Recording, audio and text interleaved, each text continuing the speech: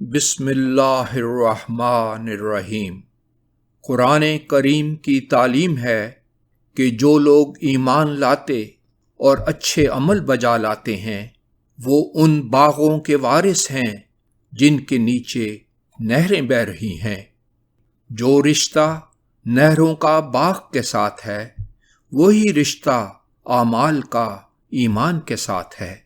پس جیسا کہ کوئی باغ بغیر پانی کے سرسبز نہیں رہ سکتا، ایسا ہی کوئی ایمان بغیر نیک کاموں کے زندہ ایمان نہیں کہلا سکتا۔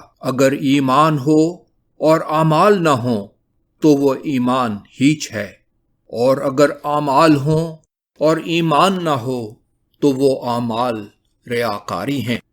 اسلامی بہشت کی یہی حقیقت ہے کہ وہ اس دنیا کے ایمان اور عمل کا ایک ظل ہے۔ وہ کوئی نئی چیز نہیں جو باہر سے آ کر انسان کو ملے گی، بلکہ انسان کی بہشت انسان کے اندر سے ہی نکلتی ہے، اور ہر ایک کی بہشت اسی کا ایمان اور اسی کے اعمال صالحہ ہیں جن کی اسی دنیا میں لذت شروع ہو جاتی ہے۔ گو پوشیدہ طور پر ایمان اور اعمال کے باغ نظر نہیں آتے ہیں اور نہریں بھی دکھائی نہیں دیتی، لیکن عالم آخرت میں یہی باغ کھلے طور پر محسوس ہوں گے۔